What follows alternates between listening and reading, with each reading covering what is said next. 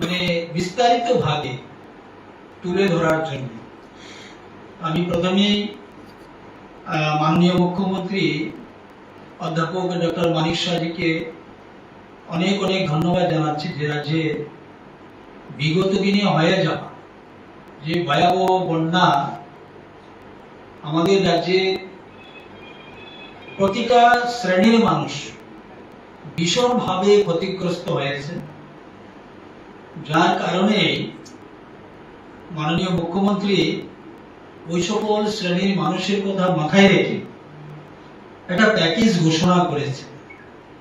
আমরা দেখেছি গত কিছুদিন আগে এই রাজ্যের যারা আমাদের নির্মাণ শ্রমিক পরিবার বা বন্ধুরা রয়েছে, ওই সকল নির্মাণ শ্রমিক পরিবার বা নির্মাণ শ্রমিক বন্ধুরা এই বন্যার কারণে ওনারা ঠিকভাবে ওনাদের কাজ করতে পারেননি। তার জন্য তাদের পরিবারের জন্য এককালীন 4,000 টাকা ঘোষণা দেওয়া হয়েছে এবং সেটা ডিবিটির মাধ্যমে তাদের অ্যাকাউন্টে সেটা পৌঁছে দেওয়ার ব্যবস্থা রাখা হয়েছে। আজকের যে বিষয়টা আমি আপনাদের সামনে তুলে ধরার চেষ্টা করছি, যে সাম্প্রতিক বন্যায় সারা রাজ্যে ব্যাপক ক্ষয়ক্ষতি হয়েছে।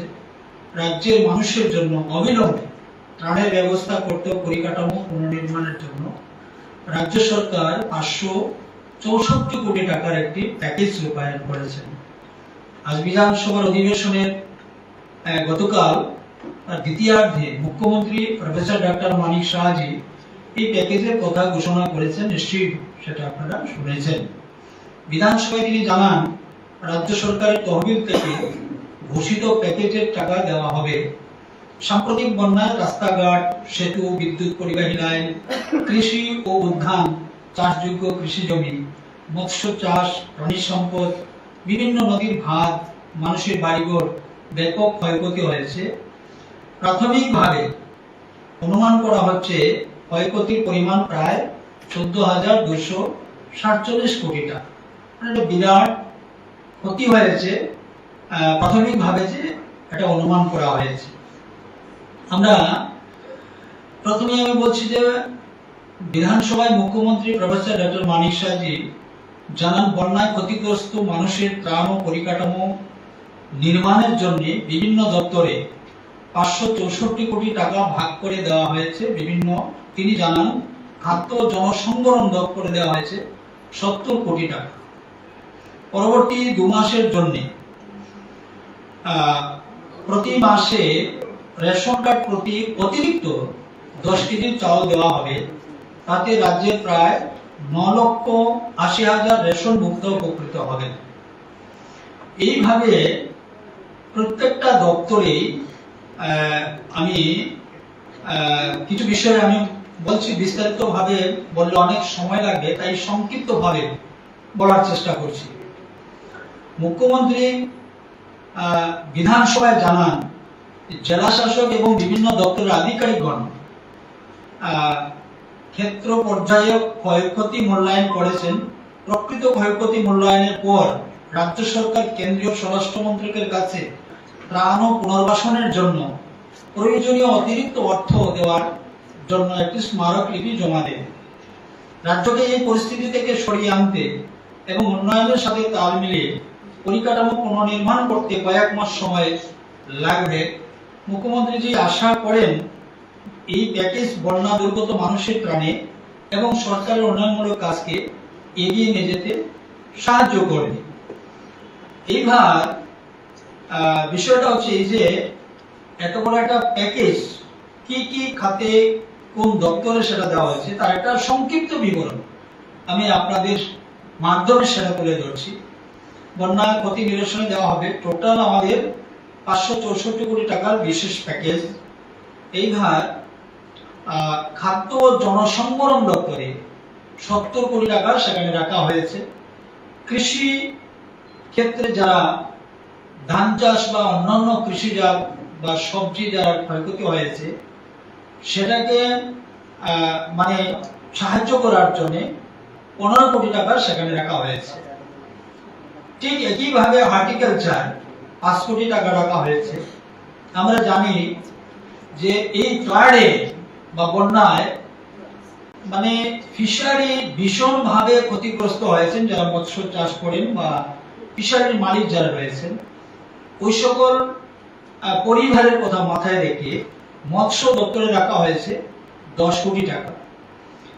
এআরডিডি আমাদের পশুপালন দপ্তর, আমরা জানি যে পশুদের কিছু পশু ক্ষয়ক্ষতি হয়েছে অনেকেরই, বিশেষ করে যারা পোল্ট্রি ফার্ম এগুলা নষ্ট হয়েছে, পাখি এবং পশু অনেক ক্ষয়ক্ষতি হয়েছে, যার কারণে পশু দপ্তরের জন্য 5 কোটি টাকা সেখানে রাখা হয়েছে।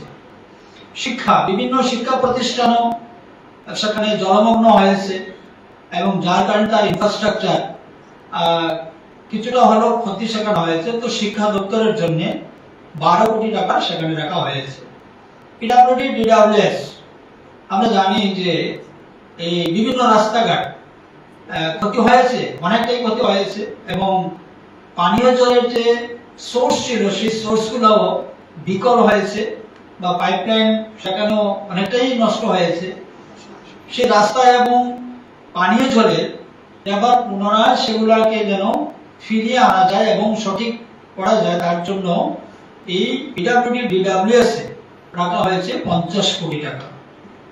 গ্রাম উন্নয়ন, সেখানে রাখা হয়েছে 12 কোটি টাকা। বিশেষ করে গ্রামীণ এলাকায় এই ক্ষতির পরিমাণটা বেশি হয়েছে, তো সেই জায়গাতে বিভিন্ন উন্নয়নমূলক বা সংস্কারের জন্য গ্রাম উন্নয়ন দপ্তর সেখানে 40 কোটি টাকা রাখা হয়েছে।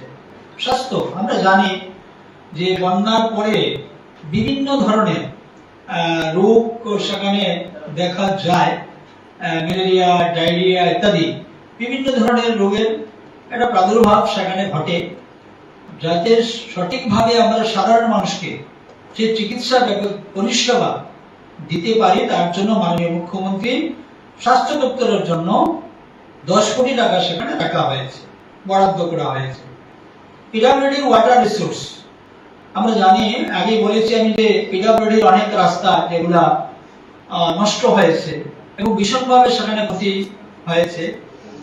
নদীর বাঁধ বা বিভিন্ন ধরনের বাঁধ ভেঙে গিয়েছে, সেই ওয়াটার রিসোর্সে নদীর বাঁধ বা বিভিন্ন এলাকার যে পূর্ববর্তী যে বাঁধগুলো ছিল সেগুলোকে সংস্কারের জন্য এবং নদী ভাঙ্গন প্রোটেকশনের জন্য সেখানে রাখা হয়েছে 35 কোটি টাকা। বিদ্যুৎ, আমরা জানি যে বিদ্যুৎ পরিষেবা অনেকটাই বিঘ্নিত হয়েছে, কোথাও কোথাও বিদ্যুতের যে খুঁটি সেগুলো ভেঙে পড়েছে, তার ছিঁড়ে পড়েছে, মানে বিদ্যুৎ পরিষেবায় অনেকটাই ব্যাঘাত ঘটেছে এই বন্যায়।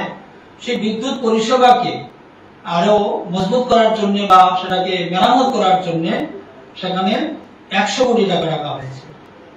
পিডব্লিউডি আরএনবি আবারও আসছে, পিডব্লিউডি আরএনবির জন্য সেখানে রাখা হয়েছে 200 কোটি টাকা। মোট 564 কোটি টাকা সেখানে রাখা হয়েছে। এইবার যে বিষয়টা হচ্ছে যে আমরা অস্বীকার করব না যে অতীতে বন্যা হয়নি, অতীতেও বন্যা হয়েছে রাজ্যের বিভিন্ন প্রান্তে, হয়তো সারা রাজ্যে একই সময়েও হয়নি, কোনো কোনো প্রান্তে বন্যা হয়েছে। আমরা দেখেছি 2018 সালে বিশেষ করে ঊনকোটি জেলাতে একটা ভয়ঙ্কর বন্যা সেখানে হয়েছে।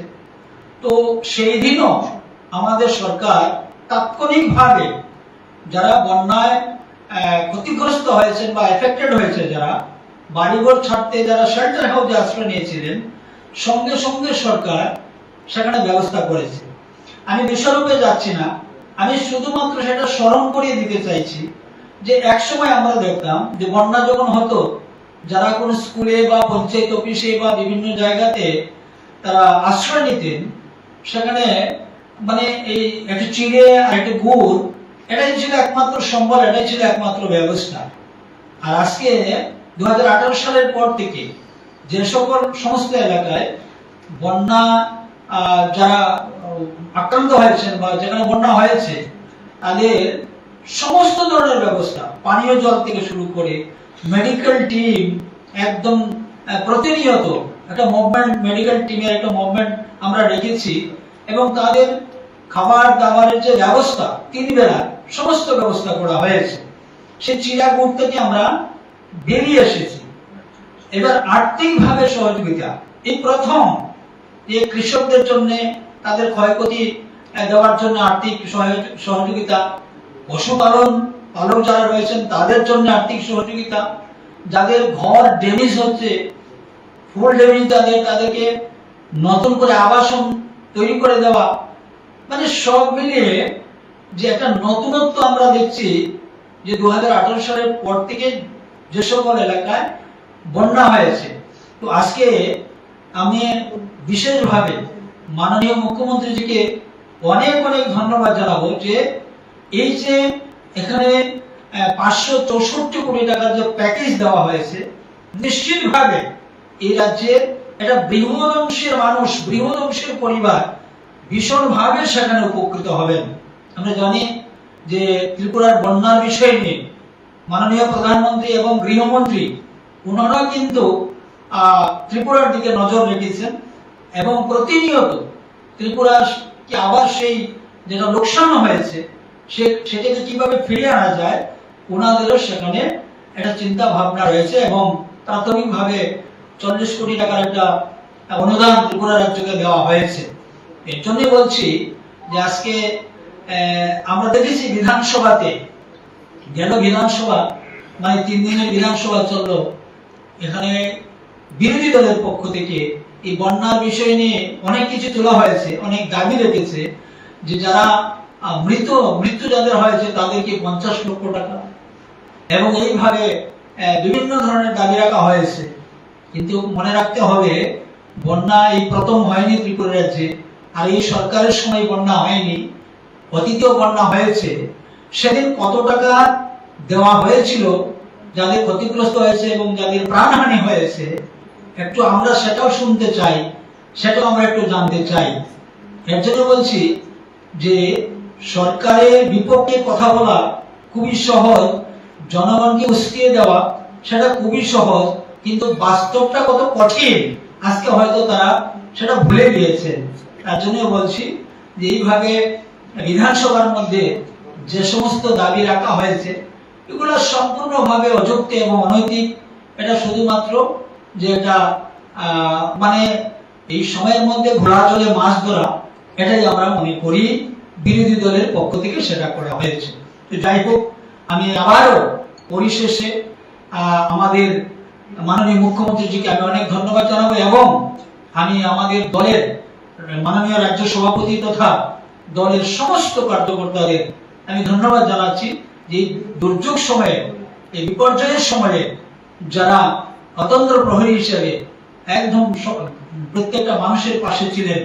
অনেকেই ছিলেন, বিভিন্ন সামাজিক সংস্থা, আমাদের ক্লাবগুলো সবাই ছিলেন সঙ্গে। কিন্তু ভারতীয় জনতা পার্টি পিছিয়ে নয়, আগামী দিনেও ভারতীয় জনতা পার্টি ওই সমস্ত দুর্যোগের সময় ভারতীয় জনতা পার্টি পিছিয়ে থাকবে না। ভারতীয় জনতা পার্টি সবসময় এগিয়ে থাকবে, এটা মানুষের পাশে। কারণ ভারতীয় জনতা পার্টির কাজ হচ্ছে মানবতার কাজ, আমরা মানবতার দৃষ্টিভঙ্গি নিয়ে কাজ করি। আমাদের সরকারের কাজও মানবিক দৃষ্টিভঙ্গি নিয়ে আমাদের সরকার কাজ করে। তারই উদাহরণ আজকে এই যে 564 কোটি টাকার একটা প্যাকেজ যেটা সরকারের পক্ষ থেকে এবং মাননীয় মুখ্যমন্ত্রী ঘোষণা করেছেন। ধন্যবাদ আবার সবাইকে, নমস্কার।